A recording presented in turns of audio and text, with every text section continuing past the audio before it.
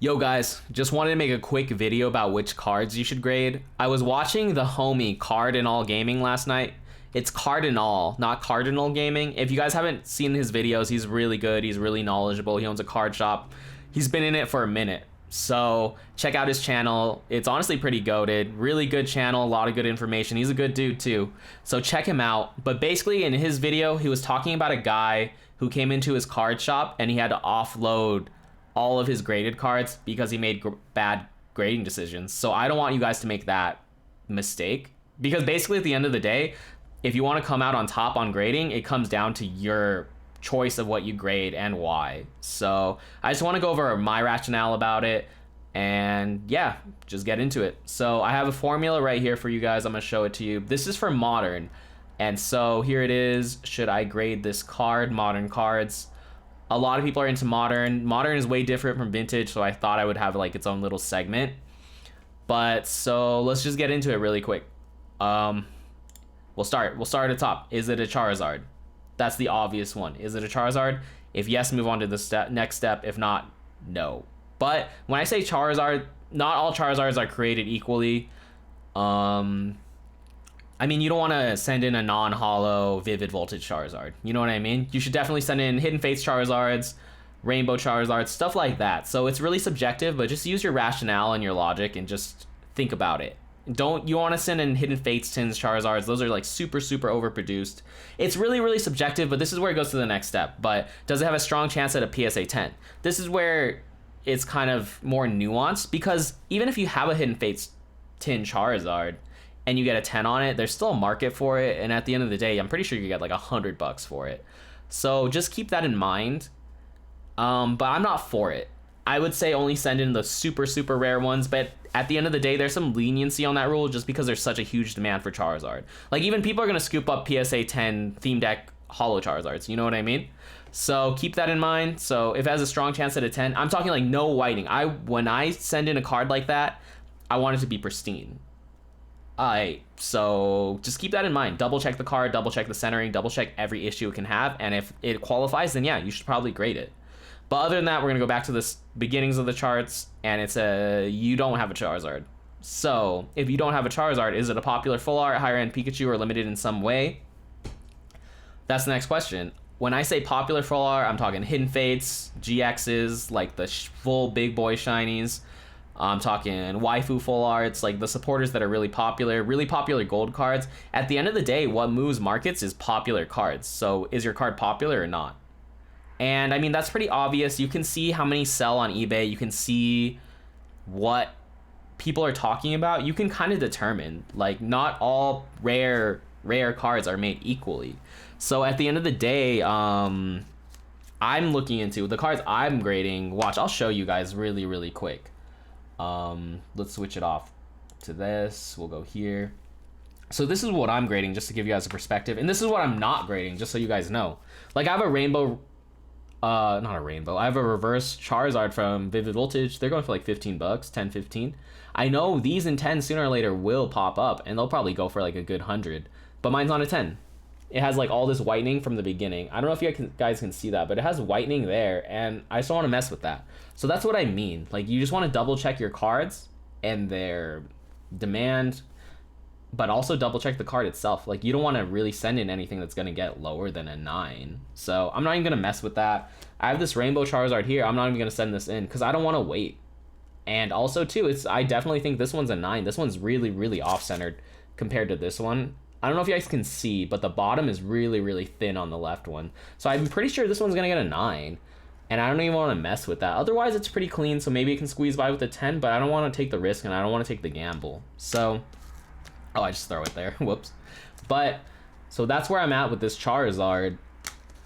And here's all my other cards. I do think these are really slept on, like these alternate arts. These are really cool. We got gold, we got some alternate arts. This one I'm pretty sure is going for a lot in a PSA 10. But I double checked the centering on these. Some of these are like slightly off on centering, but most of them are pretty good. This one's not gonna get a 10, but it's still gonna get a 9, and I still think there's a market for 9s in these. So there's that. Then I got a bunch of waifu cards. This one's gonna get a 9, has a print line on it, but this is for my PC. But these are ones that I think can get 10s. And so there's definitely a market for 10s. I would say if it's popular and can get a 10, that's the bottom line. So we'll go back to the chart really quick. And so yeah, this is like a meme kind of chart, but I think it's pretty straightforward. You just want to make sure the card is popular. Either it's a Charizard and it's going to get a 10, or it's a really popular card and it's going to get a 10, and then you should submit it. Otherwise, there's a lot of rooms for Ls. On the other hand, though, there is rooms for dubs because some cards in 9 still have demand. So you just have to research each specific card, but just keep that general idea in mind. Yeah, so that's that.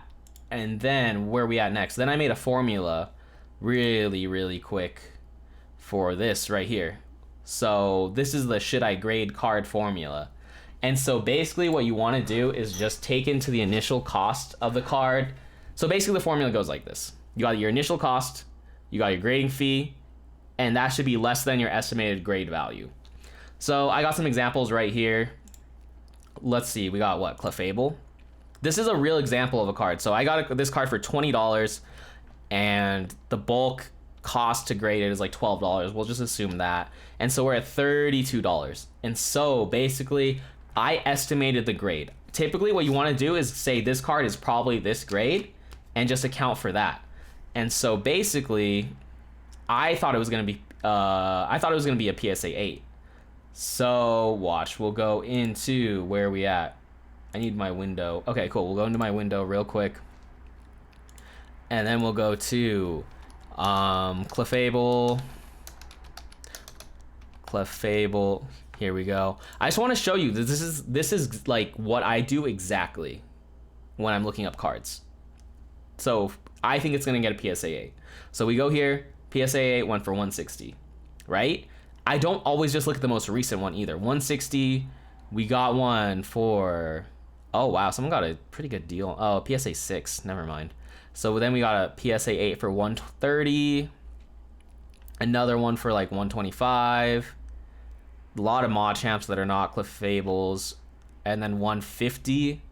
So that gives me a perspective. So I go over here, let me add that. So question mark is now 150. So, oh, I need to show you the Photoshop chart. But yeah, so that's that. So, I mean, that's $120 profit. It just depends on what margins you guys want. Like, if you want to even out, then that's fine. Run it. But yeah, so that's like $110 margin. Just to like underestimate, even like I'll say $100 margins because of fees and shipping and all that stuff later on. So that's how you determine if it's worth it or not. Is just do the math. Basically, do the math of how much it's going to cost, how much it costs you initially, and how much it's going to cost you to grade, and then compare it to how much you can sell it for. And then also keep an account dips in the market, keep an account that the market's going to correct soon. So, I mean, I can say 100 safely now if I had this card today, but it's going to be 6 months from now. So I just don't know where the price is going to be. So you just have to take into account all the variables that can happen. Like, if the market crashes, what happens? And that card's worth like $50. Then, I mean, I'm still okay. I still get my money back. My goal is is to protect myself as much as possible in terms of like what could happen and make sure my pricing accounts for all of that, if that makes any sense. So yeah, that's pretty much it. Here's a couple more examples really quick for you guys. This video is gonna be pretty short, but so there's the Clefable. Here's the Charizard that I got. So bam, Charizard cost me $200, 75 Express, $275. And then we go to here, Charizard Champions Path PSA 9. And I thought this one might have a chance of getting a 10, which it did end up getting a 10, but I calculated the 9. Just so you know, you just want to be safe. Oh, I didn't show the chart. Oh, heck, whatever. So we got this here. So they're going for like 345, 370, and a 9. So 370, we'll say 300. That's fine. That's literally chilling. So $300. I need to get better at showing the Photoshop chart. But, so we'll say $300. And I'm still up $20. I'm still up $100 at the end of the day, around there. So 20 to 70. It just depends, give or take the variables as time goes on. So, and that's with Express. So you just have to do the math.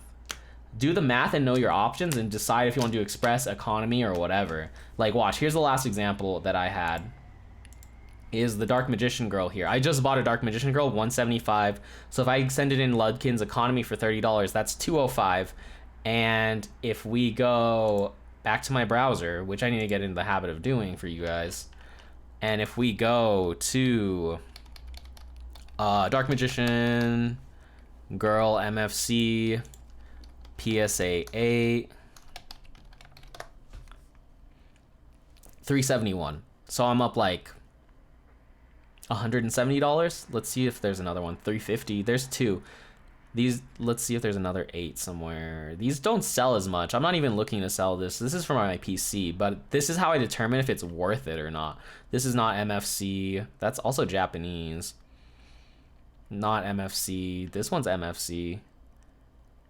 Oh, none of these are graded. But so yeah, that's how I determine it. Just wanted to give you guys a quick video just to like make you guys think about the math, to give you a formula and show you how I think about it. So like and subscribe. But yeah, that's pretty much it. Later.